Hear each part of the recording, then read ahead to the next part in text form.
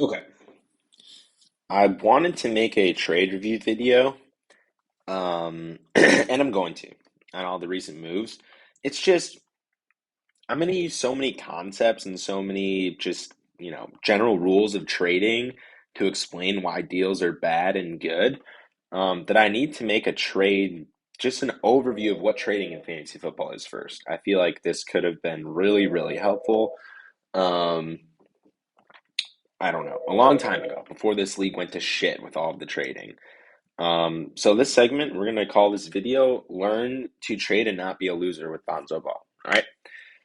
The first thing I want to discuss: player valuation, overreaction, and FOMO. As I already talked about um in my previous video, and then now in the chat, what I've been saying is player evaluation is a real issue here for a lot of you guys. So whether we get too attached to the draft capital, which is what I felt like used to happen in previous years, right? Like where a guy gets drafted is where you value him all season long.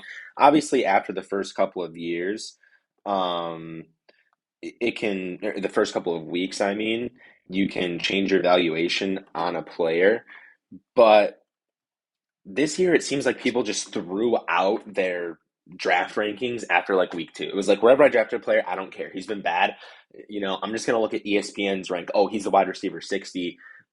His name's whatever, CD Lamb. I'm gonna value him as the wide receiver 40, right? Just one example, right? You need to utilize like I can't stress enough, go outside of the ESPN app and utilize, just like I said, like this one. This one's just rest of season rankings, right? And it tells you where people are ranked rest of season. Do this before you do a trade because it's not like the end all be all. Obviously, these are just other people putting together rankings, right? But fantasy football is their job. So they do stats, they have reasonable projections, right? So if they have AJ Brown at top five, I might think AJ Brown is number eight or number nine, right? I might not agree with them on that in specific rankings. But if they have AJ Brown top five, I definitely know I shouldn't be valuing his wide receiver 15 or something like that, something crazy, right? It's just a general good gauge to be like, okay, I got this offer for, this guy who here is projected maybe top 10 rest of season, and I'm giving up a guy who's projected maybe top 20 rest of season plus a guy who's like on the bench or whatever, is barely even a starter or a flex play. It's just good to look at because things change from the draft. And it's another good thing, right? If your player gets shit on the first couple of weeks or has a bad start to the schedule or gets a little bit banged up or whatever, um, or a quarterback gets injured or something like that, right? And you want to know, okay, I drafted them in the third round or the second round. What are they actually worth the rest of the season? I thought they were top 10. Now what are they saying? Oh, they've still got them top 15, top 16, right? And this other guy, right, who he went off, he went crazy these first 2 weeks. I don't know. A good example was like Christian Kirk, right? And Christian Kirk, oh my gosh, he is the wide receiver. He's the wide receiver four right now, right? I don't care where he was drafted. He's doing crazy good. You can go to a rest of season rankings like this and say, oh, he's like a low end wide receiver too. He's actually not going to be a top 10 guy the rest of the season, right? And that's what the first thing to, I think that just oversets all trades if we have a good idea and general consensus in the league of like, hey, what player evaluations are. Your personal opinion and your personal thoughts are probably not better than people who do fantasy football as their job and just do rankings all day, right? So why not go on the internet and use it and get some quick opinion? Yeah, you mix that in with your opinion. You mix that in with nuances in your roster and your feelings about your roster. But don't just fucking throw your rankings out the window and throw your draft capital out the window because somebody has a bad week or a good week, right? You drafted someone in one of the top three rounds for a reason, right? Probably because they have a lot of upside, because they're tied to a good offense, because they've been really good in the past. So don't just bail on that. Don't just bail on that even halfway through the season. That's the first thing. And don't get FOMO just because a bunch of other people are trading, right? We saw a couple trades go off, and this happens in leagues. I've heard of it before, where you get a few trades, now everyone's just trading. Don't make move. You don't have to make a move just because everybody else is making moves. Maybe you draft your team well. I think about half our league right now is sitting here, and if you go and you look at your roster that you drafted, you're like, wow, this team is so much better than the team that I drafted. Not just because of injury, because you traded away people, right? Oh wow, this if I just had all these pieces, these guys have been good so far. So there's the first one. Overreaction and valuation. I think that's the biggest problem. But what are other problems? Fielding multiple offers is best for the league and best for your team. We have seen this happen multiple times this year on the good spectrum and on the bad spectrum, where we've seen people get multiple offers and get better deals done, get fairer deals done, get not taken advantage of because they announce, hey, I'm moving this guy, or I really need a running back, right? Everyone get in my DMs if you want to trade for XYZ players, right? That way, you're going to know the absolute best that you can do. Even if you're in a desperate situation, right, and you know you have to make a move, at least you know you're going to get good offers, and you're not just going off of one offer and what one person thinks that your team is worth. So I think it's really important. And you've seen the downside of what can happen if you're not following this principle. Um, just case in point this morning, right? If Fred had said he was shopping Keenan Allen, he could have gotten better than um, just Tyler Boyd and Wan'Dale Robinson. So we'll talk about that. We'll talk about specific offers later, but I think it's really disrespectful to the rest of the league, and it's not good for your team, right? Like, say you think the best you can get for this player is some guy, right? Say, I don't know, say I'm trading Jonathan Taylor, and I'm like, hey, Jonathan Taylor's on the block. Instead of me just sending Jonathan Taylor for Davante Adams, right? What if I just put in the chat, hey, I have some offers for Taylor. I talked to one owner about Adams, so I've got that offer. If anybody else wants Taylor looking for an elite wide receiver, and then I get an offer for Stephon Diggs. That's great. That helps my team. And it also gave other people a chance to offer for that person. In Brett's case, hey, I'm offering Keenan Allen. I would have went to some rankings. I would have thought, okay, what do I think about Keenan Allen? And I would have looked at my team and said, oh, hey, are you interested in X person? What are you looking for? Oh, I can give you this and this for my roster. And then at least you're just fielding multiple things. It's just respectful to the league, and it avoids team stacking. It avoids people getting fucked over and scammed like we've seen many, many times this year. And this most recent trade was not the first example of it. This happened a lot earlier in the season. Um, so that's best for the league culture as a whole and just creating a fair league overall. This one is something that this is the biggest lesson. If you're going to listen to any part of this video, I'm going to tell you to skip to this part and definitely listen to this. This is something that all really good fantasy football players know, and it's very clear that some people in our league don't know this, is that roster construction is almost the most important part of trading and what a player should be valued at relative to the rest of the league and relative to who you're going to be starting and sitting and what your roster is going to look like before a trade and after a trade. I guess I can go in and use some of these rankings first, but then I'll switch over to a different one, right? Travis Kelce and Mark Andrews, the tier gap between Travis Kelce and Mark Andrews and what they're going to put up every given week, and then even just the tight ends like 10. Ooh, did I not sort this correctly? Yeah, there we go. Like the gap between Kelce and Andrews and Pitts or Freiermuth or Waller or Taysom Hill is massive, right? At the tight end position. Same thing at the QB position. If you have Josh Allen, Jalen Hurts, Lamar Jackson, or Patrick Mahomes, that's so much better than a low end QB one, right? So much better. They're scoring on average 5, 10, 15 more points per week.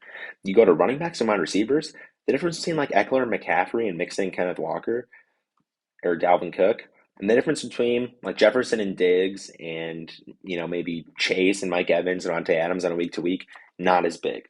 So that's why those elite tight ends and those elite QBs, if you have one, you either got to really hold on to one or really make people pay up at those other positions, right? So I don't know, trading Kelce or Andrews, who are the top tight ends, straight up for a top wide receiver, like, I don't know, like Debo, Mike Evans, Dante Adams, AJ Brown, that doesn't necessarily make sense because because when you go to your roster and you go what your roster is going to look like afterwards, it's all about who gets filled in. Your next best tight end up to replace. So Troy, if Troy traded away Travis Kelce, right? Let's say he could do Travis Kelce and he could get in return, I don't know, Stephon Diggs, right? Let's just play around with this. Stephon Diggs. Troy would then have to start Cade Otton at tight end every week. So the drop from Travis Kelce to Cade Otton is really big. But the step up from, whoever he's got at that wide receiver four spot or that flex spot from like Claypool or McLaurin up to Diggs is not as big as that gap is. It's not as big as that gap is, right? And that just applies to everybody. That can apply to anybody's team when you're looking at your roster construction. And what I said here, I'm sort of rambling here, but I'll get back to the point. 2 for 1 and 3 for 2 trades, right? We've seen some of these go down. when you're doing a 2-for-1 or a 3-for-1 or 3-for-2, a general rule of fantasy football, 90% of the time, I would say the only exception to this is if you're injured or if you have a super, super shallow team and you're like really struggling on bye weeks and you have no one to start at your first flex and your second flex, which most teams aren't. Most teams can roll out someone at flex who's going to score at least 9, 10, 11 projected, right? But say for my team, for example, this is my starting lineup, right? You want to acquire, if you already have a solid starting lineup and you aren't dealing with injury or depth, you want to acquire the best player in the trade 90% of the time. And if you're giving up the best player in the trade and receiving two players back, they better be pretty damn good. You don't want to give up a wide receiver one and then get back two wide receiver twos. You might think, oh, well, maybe I have, let's see here. Let's go to Jake, right? Jake has Cooper Kupp, right? He's got Cooper Kupp. Cooper Kupp's projected to score 20 this week. Who has some like wide receiver twos? Maybe they've got, Chris Godwin and Chris Olave. Well, Chris Godwin's predicted 15 this week and Olave's projected 15 this week. So I can get, 10 more points projected each week if I give up Cooper Kupp for Godwin and Olave. No, no, no, no. That is a terrible trade. And here's why. You would be trading away Kupp, and then you would be acquiring two players that you have to find room for on your lineup. So one of them replaces Kupp, one of them's a downgrade to Kupp, right, significantly, and then you have to bench someone else because you have two players coming in. So it's not like you get an immediate upgrade. You only are going. It's not like you're going from nothing to that second player. You're going from Drake London to that second player, or you're going from, it's going to be on this team, Keenan Allen to that next player, right? So that's why you always want to acquire the best player in the trade. When you acquire two people, you have to bench someone to start someone in that case. That's why it wouldn't make sense for me to trade away Jonathan Taylor for like two middle of the road players, because then I'd have to start that running back. So say I traded Jonathan Taylor for, I don't know, what's something that's realistic maybe. Like say I gave away Jonathan Taylor and I got back ETN and I don't know. I got back ETN and like Juju, right? I traded away Jonathan Taylor for ETN and Juju. That's similar to some trades I've seen go down. That is an awful move for my roster. Why? Because I have to start ETN in this Jonathan Taylor spot. He's probably going to score 5, 7, 8, 10 points per week less, right, than Jonathan Taylor will. And Juju, where does Juju go in my roster? It's not like Juju is that much better than Devontae Smith, Brandon Ayuk. So it's basically a wash. I'm basically washing it out where that second player is going in. And I basically just traded Jonathan Taylor for ETN straight up because my flex is strong. Now, if this was somebody who's projected 5 points a week, maybe that trade makes sense. Maybe I want to acquire Juju for depth. But that's an example of a bad 2-for-1. That doesn't look that bad, right? It looks like, oh, he's giving up ETN and he's giving up Taylor and he's getting ETN and Juju. ETN and Juju are both good. Yes, they are, but they have no fucking room on my team. They have no who Juju is replacing is pointless. They're even, right? And that's what I see happened with one of these recent trades. Now I'll speak to a recent one, right? Um, what happened with Brett's roster? Brett gave up Keenan Allen, right? And he's like, oh, I needed Boyd and Wandale. I needed Boyd and Wandale. Okay. In a normal world, he'd be starting, let's see here. What would his roster be? He'd have Keenan Allen at the flex before this. And then who would his second flex have been? Tyler Algier or Robbie Anderson? I mean, this team's been riddled by industry. Or Alec Pierce, right? Why is Alec Pierce projected only 7.2? Just because of the new quarterback? No, Alec Pierce, right? Wandale Robinson is not that big of an upgrade to Tyler Algier or Alec Pierce. He is a slight upgrade, but he's not worth the huge downgrade from Keenan Allen down to Tyler Boyd. Tyler Boyd, yeah, his value is going to go down as the season goes on, and Keenan Allen's is going to go up. These guys are both like wide receiver fours, and Keenan Allen's wide receiver two. But you have to take into account he gave away the best player in the trade, and he got two startable players, yes, but are they that much more startable than who he was starting before? No, they weren't. And this same principle applies to 3-for-2s, right? 5-for-3s, whatever it is. If you're acquiring the best players in the trade, it's always better because you get to replace the player on your team with that best player, and you get to come someone off the bench who's at not that much lower replacement value usually than the player you gave up. Final thing, overall league effects of making a trade that isn't mindful. Something that's happened in this league this year, I've been in leagues before where if you start off 6-0 or 7-0, or you start off just, with a really good team, or it's clear that your team is better, projected to win the championship, projected to go to the championship, whatever. Nobody will fucking speak to you about trades. No one will. You can send out trades that are blatantly good for both teams that really help you out the arm, and they're just like, sorry, man, your team's too good. Can't help you. Unless it's like a really good trade for the other team, or unless you are sort of giving up a lot. No one will trade but the teams at the top of the league because they recognize, hey, this team already has an advantage. I'm not going to make their team even better. I'm not going to give them even better players to start, right? Their roster's already so top heavy. Why would I give them even more studs to keep starting and just increase their weekly point projections?